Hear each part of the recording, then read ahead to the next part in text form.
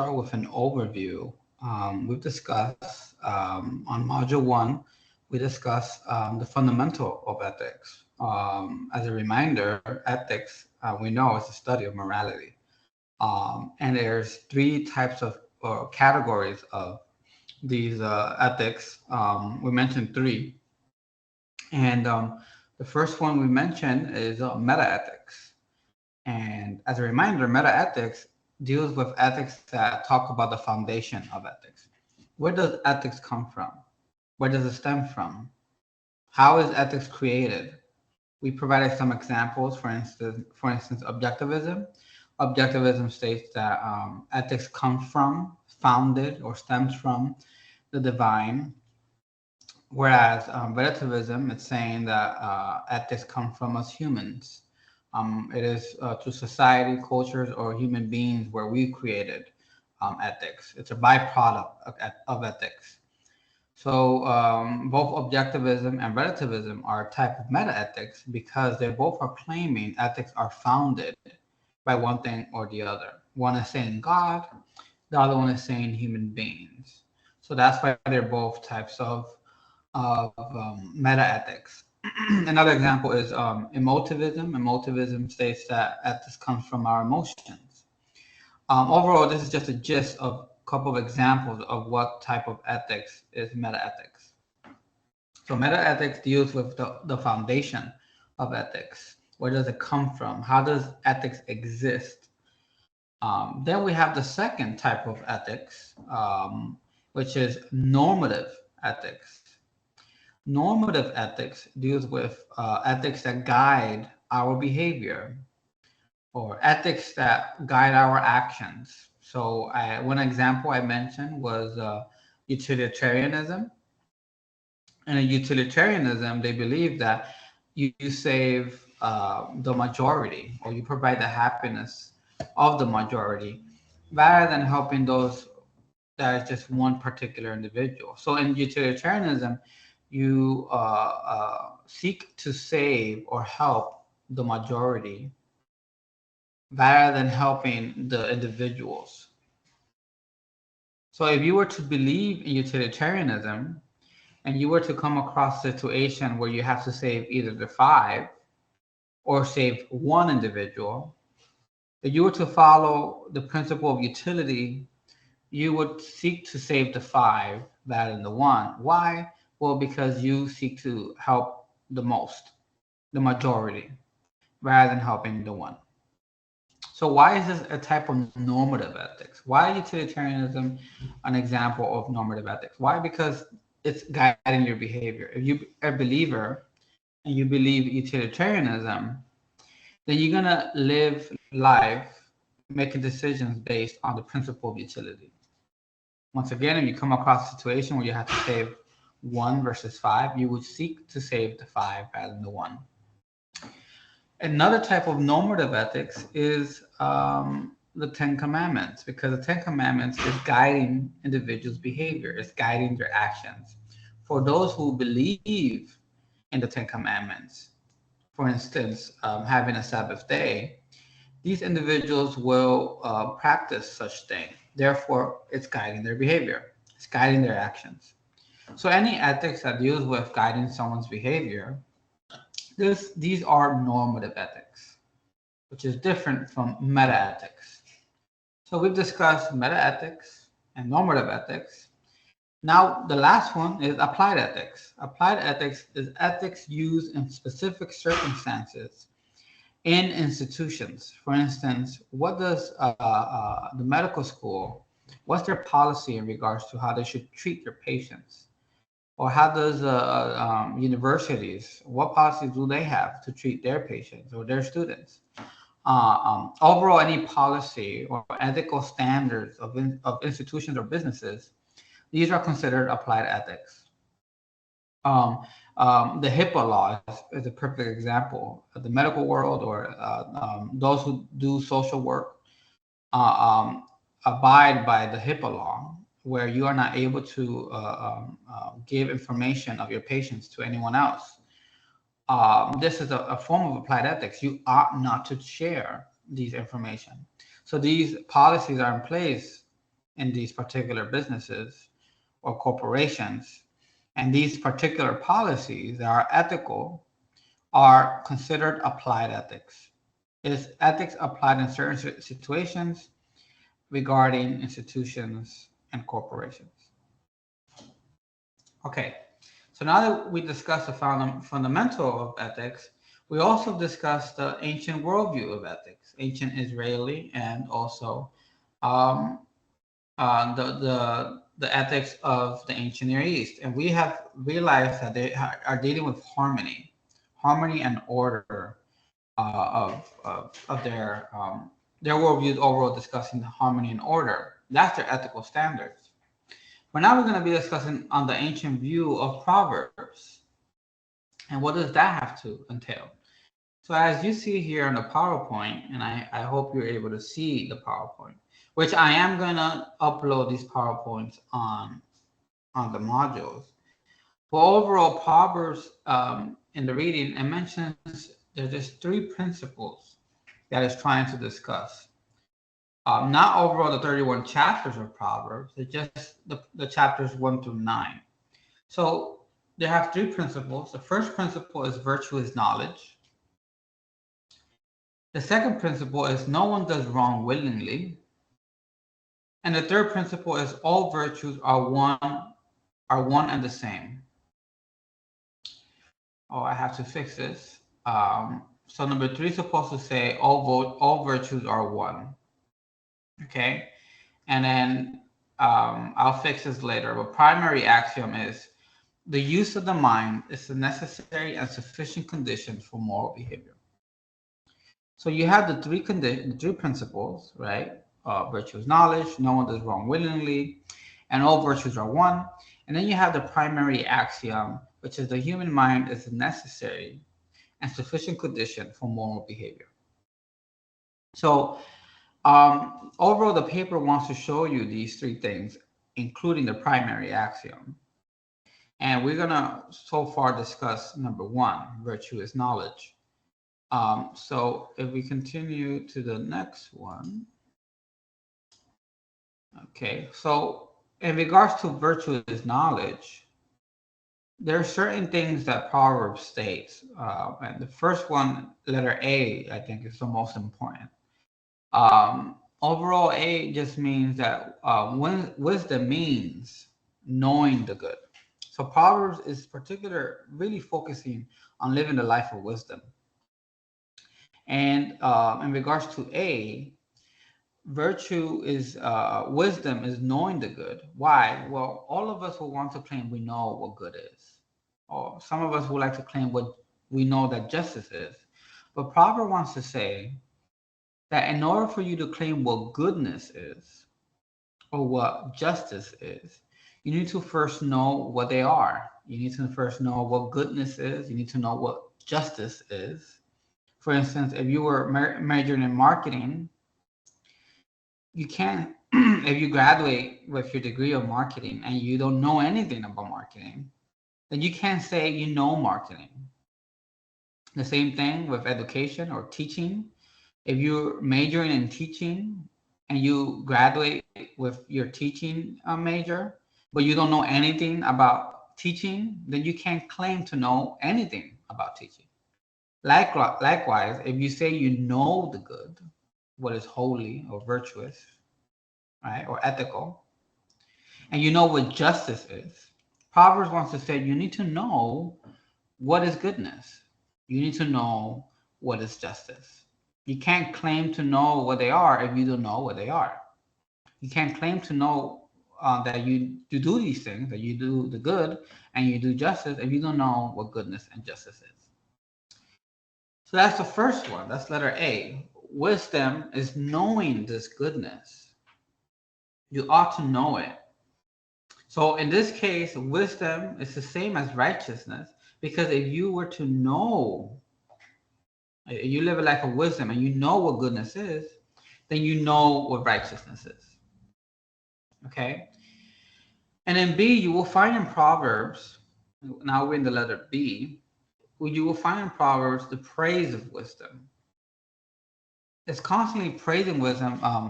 Wisdom is better than rubies, or it's better gold. It's better to live a life, a poor life, and being wise, rather than living a life that's rich and being a fool. Overall, Proverbs is trying to praise wisdom to motivate the reader to seek after wisdom. So B is more or less of a motivational thing. It's praising wisdom for the purpose of guiding you or trying to convince you to seek after it. Because Proverbs says wisdom is seeking and is on the streets asking for those to follow it.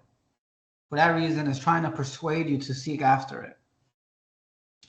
And then C, wisdom is piety, because in your devotion to the divine, which is fearing God, not fearing God in the sense of scared of Him, but respecting the divine. By respecting the divine, you're going to think twice before you make an action. You're going to think twice before you make a decision, because you are trying to please this divine being. For that reason, wisdom is piety, because you have this sense of fearing the divine, respecting the divine. It will make the young think twice before they make a certain action. And then letter D, wisdom and humans are drawn together, and thus we cannot flourish without it. But why is that the case? Well, remember the primary axiom.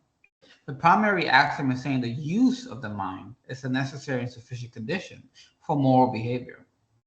So we have access to this wisdom because we have this mind, this capacity, this brain that we have to have access towards wisdom. Wisdom is overall an attribute that we have.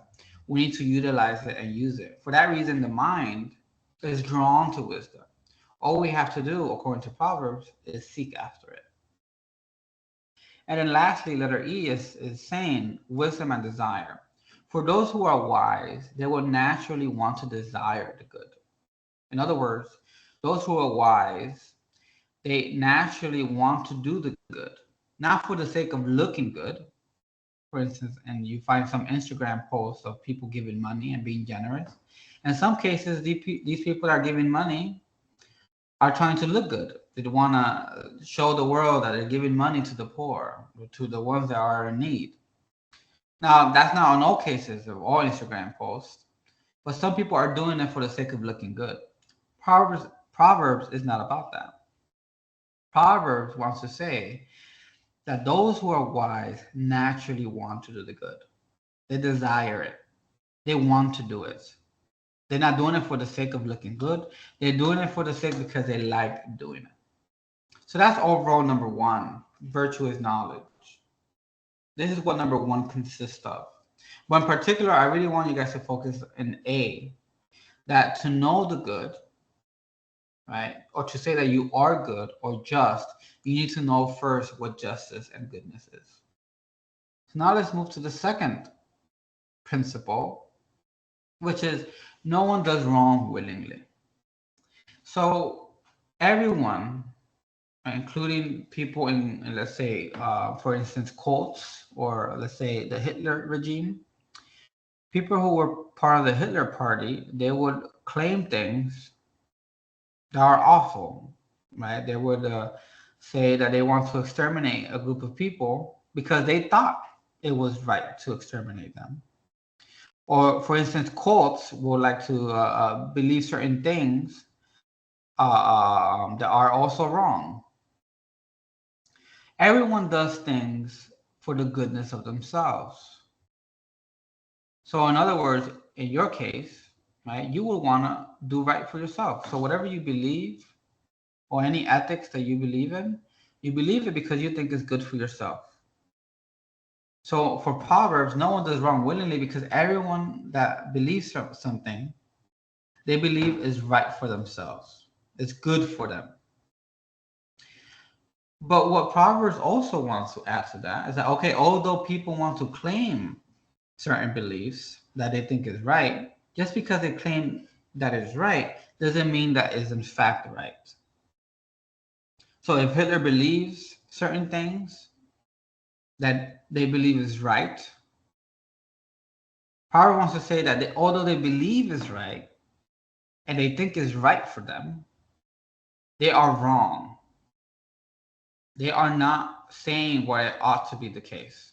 So Proverbs provides three conditions of the foolish person. Three people who claim things are right, but in fact are not good for them. And these three conditions, the first one is naiveness. And on the reading, as it says naivete, but it's naiveness. And the condition of the fool, according to Proverbs, have this characteristics. They fall under temptation. They do not see the consequences of their actions, and they lack alertness or cautiousness. They are easily fooled by their own demise. They are easily fooled by their own beliefs. So the first condition is that they are naive. So Proverbs will say that people in the Hitler regime, they are naive. They're falling prey to their own ideas. And then B, they are foolish, obtuseness, stupid, in other words. They are in that case or in that scenario because they are unwilling to seek after wisdom. They're unwilling to seek after knowledge. Why? Because they're haters of knowledge. So they destroy themselves because they're addicted to the pleasures that they're seeking after.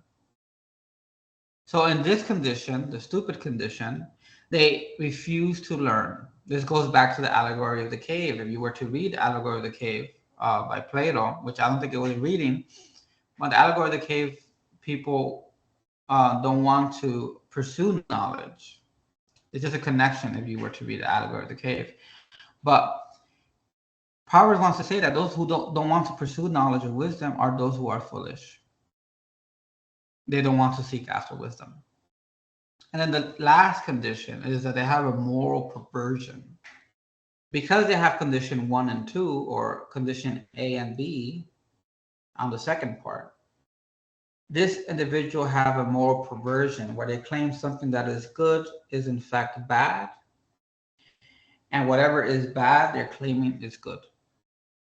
So they have a moral perversion because they give the complete opposite of what should be the case. Okay? So those are the three conditions of the fool. And then lastly, the third one, all virtues are one. Well, why all virtues are one?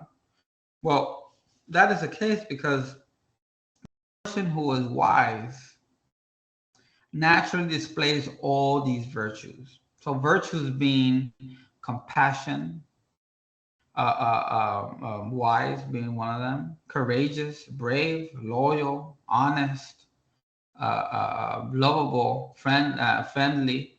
These are all virtuous characteristics. And for Proverbs, the one who lives a life of wisdom naturally display these virtuous acts. Why? Well, because the person who lives a life of wisdom knows the good. Remember the first point, letter A in part 1, to know the good. If you claiming to know what goodness is, or you claim to know that you are good, then you need to know what goodness is. Well, Proverbs wants to say that the person who lives a life of wisdom is overall knowing, or they overall know what goodness is or what justice is. And because virtues are good,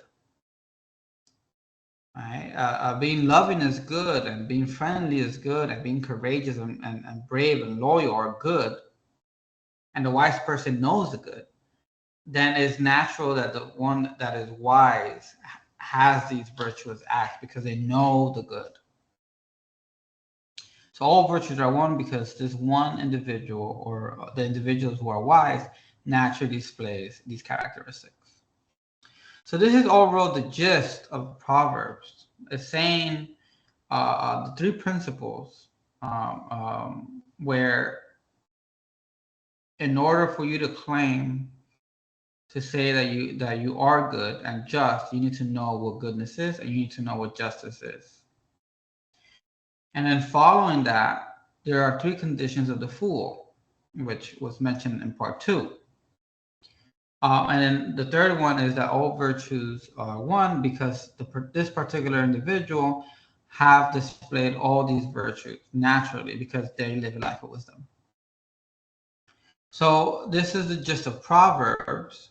I will upload the PowerPoint, and I will upload my notes in the on the modules to help you. But also watch the videos. The videos will also assist you in understanding Proverbs. But overall, what I want to really say is that Proverbs is focusing on wisdom. You need to live a life of wisdom. And by living a life of wisdom, you know what goodness is. Okay, so overall, Proverbs as a normative ethics is trying to persuade you to live a life of wisdom. So if you have any questions about this reading, please send me an email to my joelalvarez@usf.edu. And I hope this video you find helpful. Bye, and see you next time.